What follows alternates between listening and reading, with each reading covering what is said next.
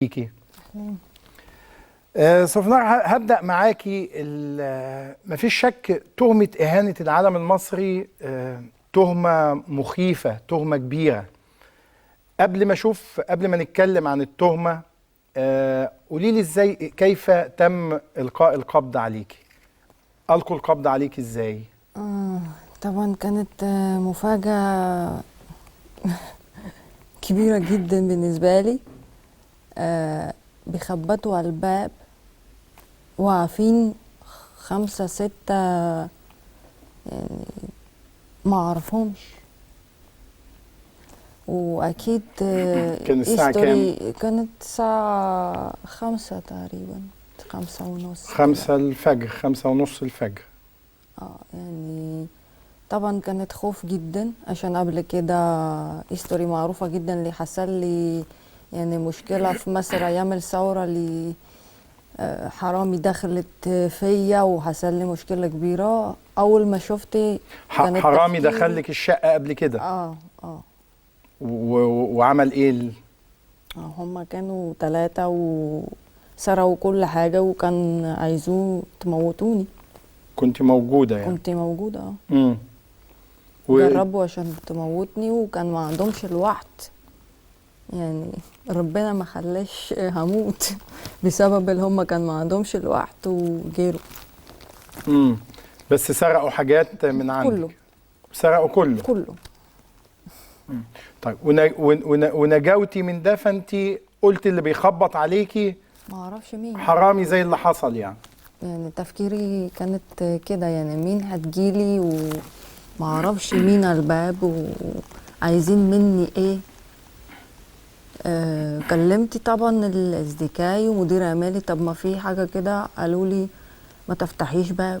كلمت سفاره، قلت لها الحقني وكده، كانت سفاره في يوم ده عندهم اجازه وكده. سفاره ارمينيا؟ سفاره روسيا عشان انا طبعا روسيا الاتحاديه.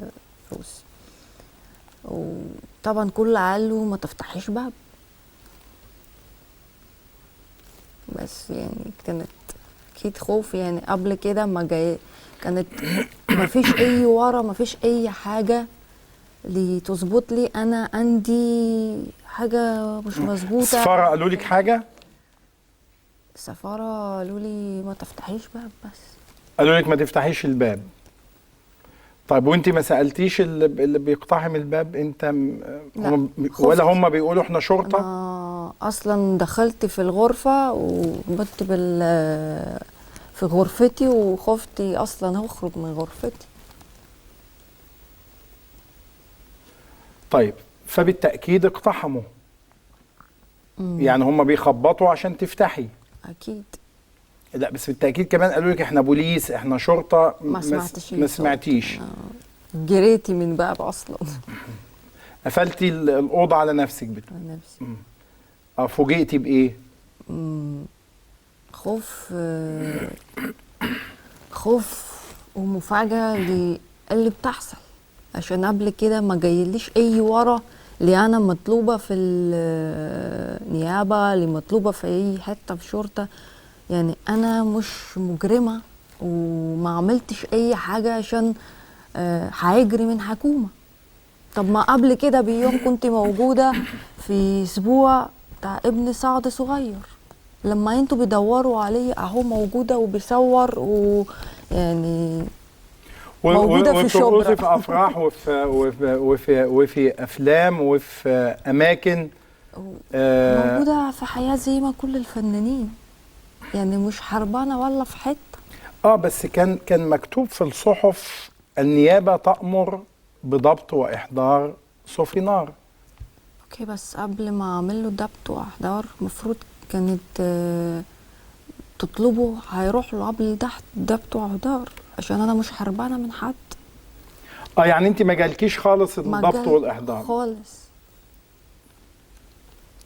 طيب، بتقولي دخلتي قفلت على اقتحموا بقى الشقه، الشرطه اقتحمت الشقه لما انت رفضتي تفتحي الباب؟ خلاص، هم كانوا واقفوا بره جنب الشقه وكده، يعني كلمتوا الناس كتير، قال لهم الحقني تعالوا، وانا مش عارفه مين اللي على الباب، انا خايفه جدا اللي بتحصل، الناس دول عايزين مني ايه، مش عارفه حاجه. طيب انا عايز اوصل لمشهد القاء القبض عليك، طلعت لهم ازاي بقى؟ ولا هم اقتحموا الشقه؟ لا انا بنفسي. يعني دخلوا الشقه؟ لا، ما حدش دخل، ما حدش دخل الشقه ولا. هل جالك الناس اللي انت كلمتيهم في التليفون ف جم البيت؟ اكيد جم البيت وكده ومحامي جه برضو وقالت سوفينار انا طالبه منهم توروني ضبط الاحضار، محدش بيوريني حاجه. يعني ما حدش خلاكي تشوفي الضبط والاحضار. طيب لوحظ بقى، انت خدوكي للنيابه بعد كده؟ انا رحت بنفسي، مدير اعمالي جيت الصبح الساعه 10 الصبح. يعني انت ما فتحتيش وهم خلاص مش اتصرفوا؟ يعني اتصرفوا، انا كنت ما اعرفش هم اتصرفوا ازاي، بس انا قلت لهم انا هروح برجلي وبنفسي، وانا مش هربانه من حد، عشان الحمد لله في عمري في حياتي ما عملتش حاجه، انا برقص بس. طيب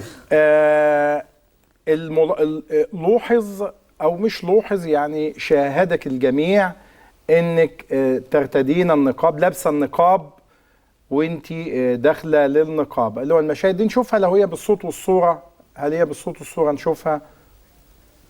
طيب دي هنا اهو انت لابسه النقاب وبدات تدخلي من اهانه العلم لاهانه النقاب.